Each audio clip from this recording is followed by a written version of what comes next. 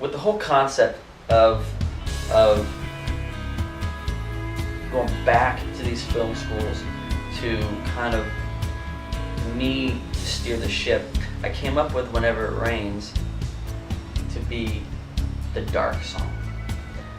I wanted your fashion to be sexier, but I was a little nervous on this shoot because it was definitely the biggest undertaking. Seeing the students in ponchos holding down the various equipment that was needed to execute this rain. You've got two guys with rain towers. You've got a student up on a condor, a three-story condor with lightning strikes, giving it moonlight over the background. You've got wind.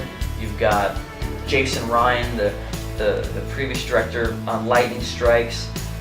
All the crew that it took to manufacture that look, and to all the little positions that everybody had, where they're running around and just taking, for lack of a better description, taking their post and really owning it and doing it right.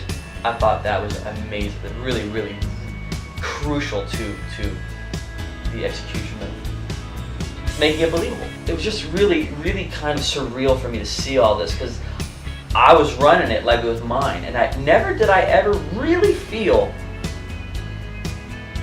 it was students running the show as a crew. There was a key moment in the video where selfishly I knew Sarah's beauty could come across, and we needed to push the envelope a little bit further. I knew we could do this wet look, and she kind of had an idea that she was going to have wet hair, but I don't think she quite knew that you were going to be rained on. It's the last scene where you see me sitting on the ground, and it's pouring down rain. Obviously, I was so cold, but I was sitting there thinking about the lyric of the song, and this whole song is about surrendering anyway, and we thought about actually having me stand up instead of sitting down. And the best move that you made was having me sit down, because it makes me more vulnerable. I think the fact that I'm just kind of broken down. You're less empowered. And I really was broken down at that point. I think that you really feel it and see it in my eyes. The fact that I truly believe sometimes if you're experiencing something that makes you feel broken down, that it's gonna come across like in the song. I was completely in the moment. When I looked at the sun and I realized we'd probably have about 40 minutes before it was dead, and I knew I had to get a day performance in, and there was no way to capture the narrative moments to get your car broken down. So I'm like, okay, shoot. So we just parked the car on the side of the road, and we had, I think it was our gaffer.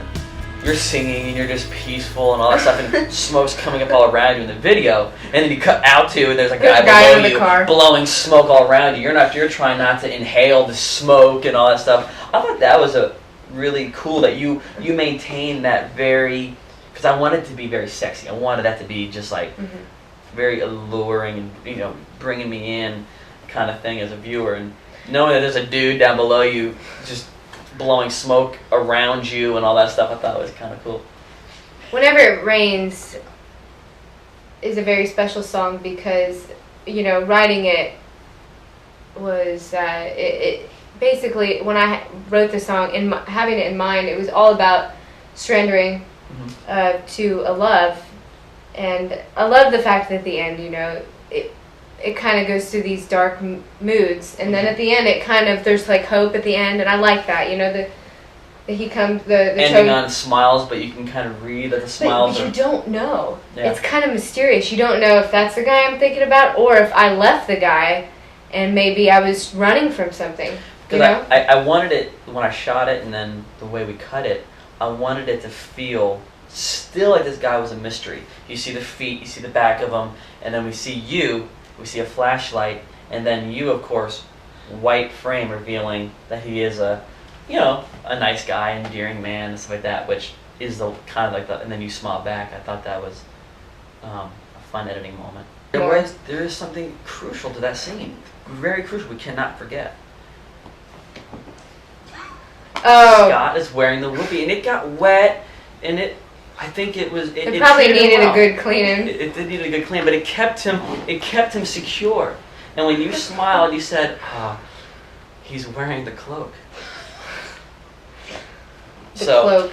The royal cloak, as most people spoke. But that would be Tanya's doing once again, putting it in that one. So you have to stay tuned to find out when to appear in that. So in the editing of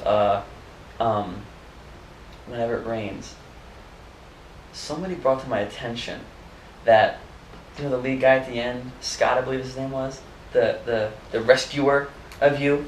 Yes, he was. Do you know the photo in Can't Call Love? That's him.